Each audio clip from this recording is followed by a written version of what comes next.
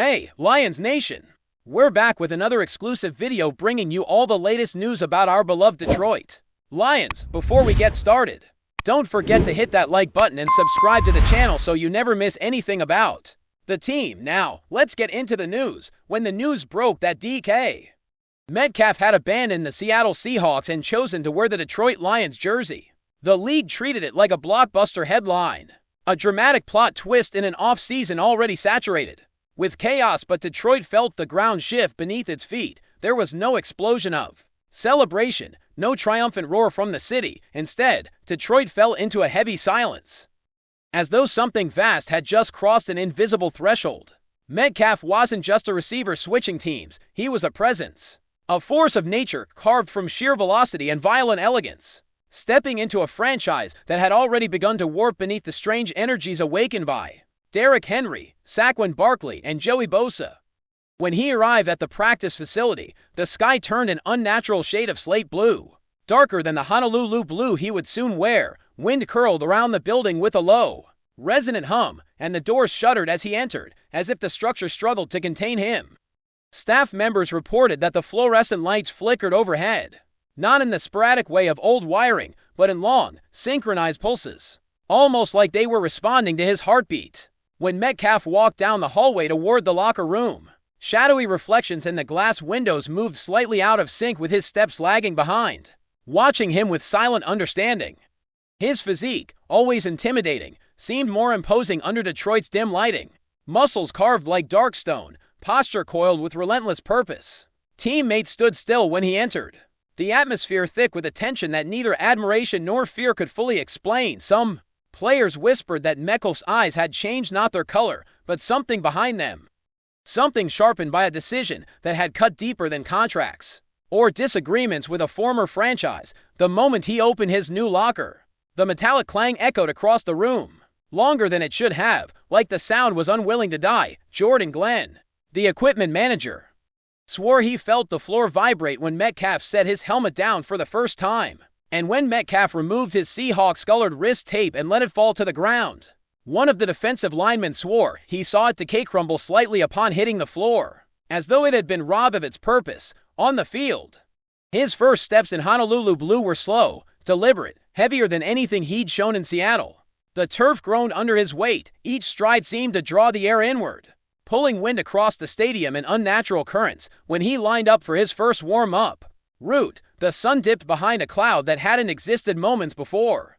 And when he launched into his sprint, his legendary, monstrous sprint, the sound that followed wasn't the sharp rhythm of cleats gripping turf, but a low, rolling thunder that echoed through the empty bleachers. The receiver coaches exchanged glances they couldn't explain. Metcalf wasn't just fast, he was disturbing. He moved with a precision that felt like prophecy, his cuts tearing the air itself, leaving faint ripples like heat distortions in winter cold. Every time the ball hit his hands, the thud resonated deeper than leather on skin, like something inside the ball recognized him. Fans who sneaked early glimpses through the facility windows described feeling a pressure behind their ribs, a sensation like being observed by something standing behind Metcalf, even though no one was there. And in Seattle, some swore they felt a void open in his absence, not emotional, not sentimental, but energetic, as if whatever tether was tied to him had been violently severed. Detroit didn't just acquire a receiver, it absorbed a shockwave. And as the days passed and the city's sky grew a little darker, a little heavier, people began to whisper that Metcalf hadn't simply chosen the Lions, he had been drawn, pulled by something that had already taken root within the franchise, something gathering strength in Detroit's shadows, waiting for a weapon like him to complete its shape.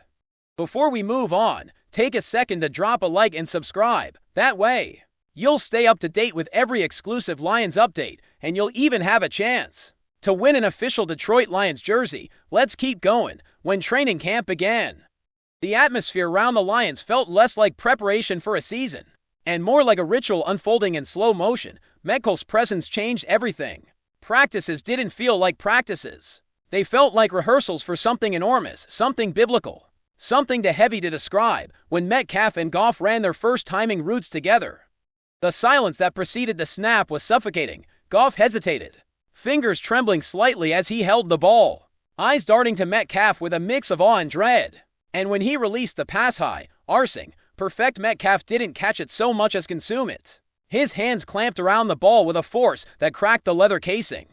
Equipment staff examined it afterward and found indentations too deep and symmetrical to be caused by any ordinary grip during scrimmages.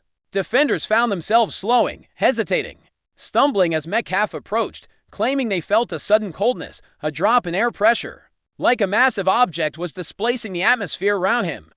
Linebackers attempting to jam him at the line describe a moment of vertigo, as though the field tilted under their feet. One cornerback refused to practice after swearing that Metcalf's shadow stretched across the field in the shape of something with wings. Reporters noted strange technical issues whenever Metcalf was near. Microphones popped with static, cameras glitched, distorting his frame into something larger, broader, monstrous. One slow-motion replay showed Metcalf accelerating with a blur trailing behind him and outline that didn't match his body.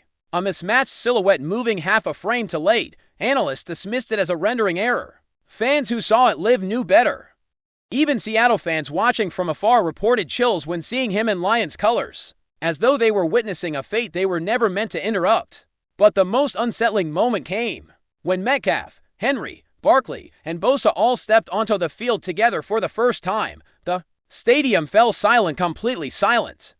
Like every sound had been sucked out of the air. Birds stopped flying overhead. The wind halted. Even the scoreboard lights dimmed. Those who witnessed it swore that for a heartbeat, all four men stood not as teammates but as titans, drawn to each other by an energy that hummed across the turf like a tuning fork struck by an unseen hand. Metcalf's eyes glowed with an intensity that felt predatory, purposeful, inevitable. When he crouched into his stance beside Henry, Barkley behind them, and Bosa on the other side of the line, the field sensors registered seismic readings. Cameras recorded nothing but static, and then the play began. No one forgot what they saw. Metcalf moved like a beast unchained, tearing through the secondary with a speed that made the world blur. He didn't run routes, he carved paths. Goff's throw found him as though guided by something beyond human accuracy, and when Metcalf caught the ball in stride, the crack that echoed through Ford Field didn't sound like a catch. It sounded like a barrier breaking. Commentators grasped for words: dominant, unstoppable, historic. But none captured the truth settling over every witness. The Lions weren't building a team. They were summoning something colossal, something ancient, something alive. And as Metcalf stood in the end zone, chest heaving, eyes burning beneath the stadium lights, Detroit finally understood the truth beneath the headline. DK Metcalf hadn't abandoned the Seahawks. He had outgrown them.